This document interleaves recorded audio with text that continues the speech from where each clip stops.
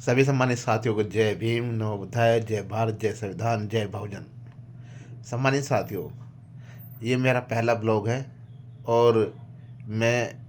कोशिश करूँगा अपने ब्लॉगों के माध्यम से समाज को और समता, मानवता, बंधुत्व, भाईचारे का विचार रखने वाले भारतीय नागरिकों को ज़्यादा से ज़्यादा जागरूक और उन्हें तार्किक बनाने की। साथ मैं और मेरे घर में रहने वाले मेरी जो अर्धांगिनी है, मेरी पत्नी है, धीरे धीरे अब हम लोग जागरूक हो रहे हैं और इसका जागरूक करने का जो हमें प्रेरणा मिली है वो हमारे संत महापुरुषों से मिली है। और देख सकते हैं कि हमारे संत महापुरुषों को हमने अपने घर में किस प्रकार से प्रेरणा सूचक के रूप में अपने घर में उन्हें रखा हुआ है, ताकि हम लोग सुबह शाम उठकर दिन रात उनको देखते रहें और उनसे प्रेरणा लेते रहें कि किस प्रकार से इन सभी महापुरुषों ने संघर्ष किया, किस प्रकार से इन सभी महापुरुषों ने जो हमारे समाज के लिए और समता, मानवता, बंधुत्व, भाईचारा निभाने वाले व्यक्तियों के लिए काम किया और सामाजिक परिवर्तन किया। साथियों, आज जो नवरात्रि का समय चल रहा है और नवरात्रि के समय में सबसे जो ज़्यादा जनसंख्या वाले हैं वो SC ST OBC समाज के लोग हैं। और साथियों, आज SC ST OBC समाज के जो लोग हैं वो 3% में रहने वाले ब्रह्मवादी व्यवस्था के व्यक्तियों के द्वारा बनाई हुई व्यवस्था, बनाई हुई रीति रिवाजों को अपनाए हुए हैं और उनके द्वारा गढ़े हुई व्यवस्था को अपनाते हुए उन्हें आगे बढ़ा रहे हैं। साथियों, सभी सम्मानित साथियों को जय भीम, नमो बुद्धाय, जय भारत, जय संविधान, जय बहुजन। सम्मानित साथियों, ये मेरा पहला ब्लॉग है और मैं कोशिश करूँगा अपने ब्लॉगों के माध्यम से समाज को और समता, मानवता, बंधुत्व, भाईचारे का विचार रखने वाले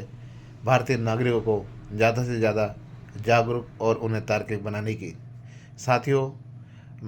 विचारधारा को अपनाता हूँ। कौन सी विचारधारा मैं अपने घर में भी अपनाए रखता हूँ। साथियों, हम अपने जीवन में हमने तार्किक और विज्ञानवादी विचारधारा, जैसे कि प्रकृतिवाद भी बोल सकते हैं, जिसे कलम युग की विचारधारा भी बोल सकते हैं, हमने उसे अपने घर में अपनाई हुई है और अपने विचारों में भी। साथियों, हम ब्राह्मणवाद को आडंबर, पाखंडवाद, अंधविश्वास वाली विचारधारा समझते हैं और ब्राह्मणवाद के द्वारा ही आज देख सकते हैं कि हम स्वतंत्र भारत में रहते हुए भी 78 वर्ष हो चुके हैं हम लोगों को स्वतंत्र होते हुए भी। आज भी हम बाहरी विदेशी शासकों से तो हम मुक्त हो चुके हैं, मगर साथियों आज भी हम आंतरिक रूप से, मानसिक रूप से, धार्मिक रूप से आज भी हम लोग आडंबर, पाखंडवाद, अंधविश्वास और ब्राह्मणवाद के द्वारा बनाई हुई व्यवस्था के गुलाम हैं। जिस व्यवस्था ने इंसान को इंसान से अलग कर दिया, इंसान से इंसान को भेदभाव, जातिवाद में बांट दिया, इंसान को इंसान से अत्याचार, अपमान करने के लिए व्यवस्था बनाई, ऐसी व्यवस्था को आज भी लोग अपनाए हुए हैं। साथ ही साथ हम जानते हैं कि हमारी पृथ्वी और हमारा ये ग्रहमंडल, ये सब के सब विज्ञान और प्रकृति पर निर्भर हैं, मगर फिर भी जानते हुए भी कुछ जो ब्राह्मणवादी व्यवस्था के लोग होते हैं जो चाहते हैं कि हमारी व्यवस्था कभी खत्म ही ना हो, हमारे वर्चस्व हमेशा कायम रहे, और इसी वर्चस्व और इसी व्यवस्था को अपनाते हुए आगे बढ़ाते हुए उन लोगों ने जो है ऐसे ऐसे जो है विधियाँ अपनाई, ऐसे ऐसे प्रपंच अपनाए, जिसके कारण जो नागरिक है, जो लोग हैं, जो महिलाएं हैं, उनमें झगड़े रहे।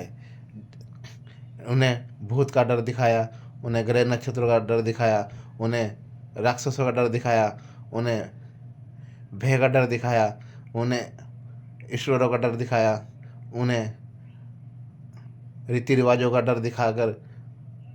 आज भी जो सीधे साधे लोग हैं, जो अनपढ़, अशिक्षित लोग रहे उस समय, उन लोगों को डरा धमका कर ये चीज़ें करवाई गई। और आज हम देख सकते हैं कि आज़ादी के 78 वर्ष होने के बाद भी आज हमारे पढ़े लिखे लोग भी, अच्छे अच्छे पदों पर बैठने वाले लोग भी, अच्छे अच्छे डिग्री हासिल करने वाले लोग भी, उनमें चाहे महिला हो चाहे पुरुष हो, वह लोग आज भी ब्राह्मणवादी व्यवस्था को, धार्मिक आस्था को मानसिक रूप से अपनाए हुए हैं, उन्हें आगे बढ़ा रहे हैं। साथियों, मैं और मेरे घर में रहने वाले मेरी जो अर्धांगिनी है, मेरी पत्नी है, धीरे धीरे अब हम लोग जागरूक हो रहे हैं। और इसका जागरूक करने का जो हमें प्रेरणा मिली है वो हमारे संत महापुरुषों से मिली है। और देख सकते हैं कि हमारे संत महापुरुषों को हमने अपने घर में किस प्रकार से प्रेरणा सूचक के रूप में अपने घर में उन्हें रखा हुआ है, ताकि हम लोग सुबह शाम उठकर दिन रात उनको देखते रहें और उनसे प्रेरणा लेते रहें कि किस प्रकार से इन सभी महापुरुषों ने संघर्ष किया, किस प्रकार से इन सभी महापुरुषों ने जो हमारे समाज के लिए और समता, मानवता, बंधुत्व, भाईचारा निभाने वाले व्यक्तियों के लिए काम किया और सामाजिक परिवर्तन किया। साथियों, आज जो नवरात्रि का समय चल रहा है और नवरात्रि के समय में सबसे जो ज़्यादा जनसंख्या वाले हैं वो SC ST OBC समाज के लोग हैं। और साथियों, आज SC ST OBC समाज के जो लोग हैं वो 3% में रहने वाले ब्रह्मवादी व्यवस्था के व्यक्तियों के द्वारा बनाई हुई व्यवस्था, बनाई हुई रीति रिवाजों को अपनाए हुए हैं और उनके द्वारा गढ़े हुई व्यवस्था को अपनाते हुए उन्हें आगे बढ़ा रहे हैं। साथियों, आज मैं अपने ब्लॉग के माध्यम से बताना चाहता हूँ कि जब से मैंने डॉक्टर बाबा साहब भीमराव अम्बेडकर जी, बुद्ध, फूले, संत श्रीमण रविदास जी और अन्य अपने संत महापुरुषों को पढ़ना शुरू किया है, मैंने अपने जीवन से आडंबर, पाखंडवाद, अंधविश्वास को वास्तव में निकालने का प्रयास कर लिया है और कर भी चुका हूँ और कर भी रहा हूँ। इसी प्रकार से मैं अपने बच्चों को भी एक तार्किक और विज्ञानवादी बनाने की पूर्ण रूप से कोशिश कर रहा हूँ। और यहाँ तक कि मैं अपनी पत्नी को भी इस व्यवस्था से मैंने निकाल दिया है और निकालने का और आगे प्रयास कर रहा हूँ। क्योंकि कहते हैं कि जब एक घर की महिला यदि मानसिक रूप से, धार्मिक रूप से जो वह आस्था में डूबी हुई होगी, वह ब्राह्मण व्यवस्था को करती हुई नज़र आएगी, तो वह पूरे परिवार को ब्राह्मणवाद में खींच लेगी। यदि एक महिला शिक्षित, तार्किक और विज्ञानवादी बनकर इन सब ब्राह्मणवादी व्यवस्था को ख़त्म करती है, तो वह तार्किक बनकर, विज्ञानवादी बनकर अपने बच्चों को भी और अपने परिवार के सभी सदस्यों को भी जागरूक करेगी। क्योंकि एक तार्किक महिला, एक विज्ञानवादी महिला, एक पढ़ी लिखी महिला एक नया भविष्य बनाने का काम करती हैं और एक तार्किक विज्ञानवादी विचारधारा अपनाते हुए उन्हें आगे बढ़ाती है, क्योंकि महिला पर ही पूरा परिवार टिका हुआ है। तो साथियों, हमने अपने घर से ब्राह्मणवाद को पूर्ण रूप से निकाल चुके हैं। और आप नवरात्रि के समय आप देख सकते हैं सभी के घरों में कि हर महिला ने या हर व्यक्ति ने अपने घरों में माता नवरात्रि में जो है देवियों को बैठाया हुआ है, उनकी पूजा पाठ कर रहे हैं। साथ ही वो इनकी अपनी आस्था है, चाहे वो अपने SC ST OBC समाज के लोग हैं जिन्होंने अपमान झेला, और अपमानित हुए, और कोई भी ईश्वर, कोई भी देवता उनके लिए संघर्ष नहीं करने आए, फिर भी वे लोग इस चीज़ को ना समझते हुए ब्राह्मणवादी व्यवस्था को और उनके ईश्वरों को आगे बढ़ाए जा रहे हैं। मगर साथियों, जिन्होंने बुद्ध, फूले, अम्बेडकर जी को पढ़ा है और उनके संघर्ष को समझा है, वे लोग धीरे धीरे अब जागरूक हो रहे हैं, मोटिवेट हो रहे हैं और अपने अंदर से, अपने घर से, अपने विचारों से उस ब्राह्मणवादी व्यवस्था को निकाल रहे हैं। साथियों, हमने भी कोशिश की और मैं अपने ब्लॉग के माध्यम से मैं खुद पहले जागरूक होने की कोशिश कर रहा हूँ, तभी मैं अपने समाज को, अपने माता को, अपनी बहनों को, अपने युवाओं को भी जागरूक करने की कोशिश कर रहा हूँ। साथियों, सब शुरुआत हमेशा अपने आप से करनी चाहिए और शुरुआत की मैं दिखाना चाहता हूँ कि इस नवरात्रि के समय में आप देख सकते हैं कि मेरे घर में मेरे संत महापुरुष, यानी कि जो बहुजन संत महापुरुष है, जिन्होंने सामाजिक परिवर्तन और सम्मान के लिए संघर्ष किया, जिन्होंने हमें हक अधिकार दिलाने का संघर्ष किया, वह लोग आज मेरे घर में प्रेरणा के रूप में विराजमान हैं। और उनसे मैं सुबह शाम उठते ही उन्हें नमन करता हूँ और प्रेरणा लेता हूँ। आप देख सकते हैं कि मेरे घर में कहीं पर भी ब्राह्मणवादी व्यवस्था की कोई भी मूर्ति नहीं होगी, ना ही कोई ना ही कोई रीति रिवाज करते हैं, और ना ही कोई ब्राह्मणवादी व्यवस्था से संबंधित धार्मिक आस्था के रूप में हमने कोई मंदिर बनाया हुआ है या कोई मूर्ति ब्राह्मणवादी व्यवस्था की ईश्वर या किसी देवी की होगी। ये आप देख सकते हैं। ये मेरा पहला कमरा है, देख सकते हैं। इसमें भी सब संत महापुरुष हैं और बाबा साहब के। ये हमारा दूसरा कमरा है। इसमें भी तथागत बुद्ध है जो विश्व ज्ञान गुरु है। यहाँ पर भी कोई भी ब्राह्मणवादी तस्वीरें नहीं है।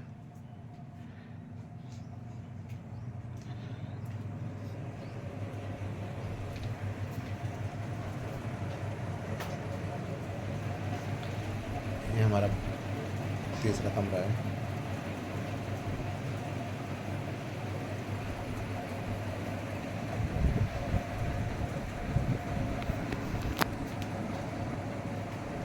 देख सकते हैं।